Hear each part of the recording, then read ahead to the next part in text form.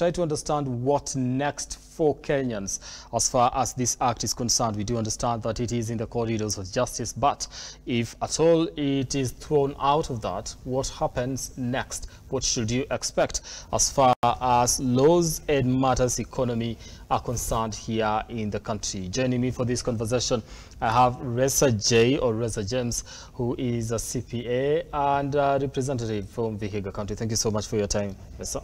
Thank you. It's a pleasure to be here. All right, let's just get to it. With this particular act at this particular moment, what does this mean for Kenyans at large? Well, as it is, it's an hour law. So the items have been passed, or the tax laws. So we expect now things are going to rise, things are going to be tougher. As I said initially, the economy is on recession, and we need to fasten our belt and be able now to cope up with the reality.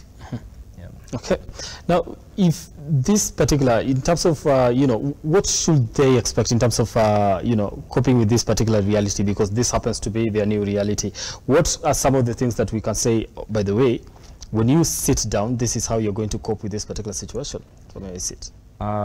Looking at the tax law itself, there are items that were passed with zero rated, including the LPG gas, which is a fairly now good thing for the common mwananchi. We see also the bit on the local manufacture of mobile phones and other items that are trying to enhance the local industry. At the same time, the government has also tried its best. They bring on forth some new tax base, including the digital traders, the cryptocurrency team, and the local artists who are doing content creation. That's something good that also is going to help us. And then also the turnover tax for the low or the business owners. Okay. I'll not say low, because if we did the maths, it's something that is reasonable. Okay. They'll be able to retain it. Yeah. Let me come back to the issue of fuel, because we do understand that April did hike fuel prices as from yesterday. Today we've actually been doing a story on the same. What would this mean for the entire chain? Because they say when you want to measure the cost of living, you start from the prices of fuel. Yes, the prices have increased. That's now reality, despite the court order. So it means that the manufacturer, chances are high, they're also going to increase the prices of commodities which are on the shelf, items which are being manufactured. So we expect indirectly the price of unga, because those are part of the input costs that the manufacturer will incur. So the production cost, when it increases, automatically the same cost will be transferred to the consumer. So the price of commodities are going to increase fairly, and that's now also a big reality. Despite the challenges, the situation has not been up. I'm sure most people in terms of the businesses have been down, but we'll have to see how we're going to figure out. Okay. Yeah. Are we looking at a possibility of things being better in future with this act? The possibility, I may say, it will start with the top leadership. Should they try and reduce the corruption rate? That's also currently a big element in the country, and be able now to channel the revenue that's being generated to the right resources. Then we should be able to see the external debt being reducing, because all this is being done, I'm sure it's because the government are having some liquidity challenge. So they're trying to come up with a strategy they're able to stay afloat. Let me use that term. Because the other day we saw the county government, the counties were complaining of the delay in salary, delay in transfer of cash. So the government is trying to see how they're going to survive, at the same time also not default on the loan. Okay. So should they repay the loan on time, as I think this president has been saying several times, then we can easily be able now to free up that fund and be able to now do some meaningful development. Okay. Yeah. Coming back to why all these taxes, because there was an argument to some extent that should we increase the taxes or expand the tax base? Which one did we go for on this particular one? Technically, we increased the taxes. The tax base we did increase too, but I feel there was more that should have been done. Okay. So the taxes are what have increased, and that's why, especially the employed staff or the employed citizen, they should be able to embrace the reality that they are their salary is going to reduce, not because your employer is going to reduce it, but because the employer is going to implement with effect from end of July. All right. Most of the tax levies that have been passed. Okay, let me come back to the issue of businesses. Whether you can actually give me some insights on that particular one. What will small businesses? What effect will this have on small businesses across the country? For the businesses that having a net turnover of 500,000 and above to 1 million, they have now a turnover tax that has been introduced. Its chances are high for those who may not be having a stable revenue income. The business may go down. We've seen, I think, also employers have downsized because the reality also now, the employee cost is increasing from the employer perspective.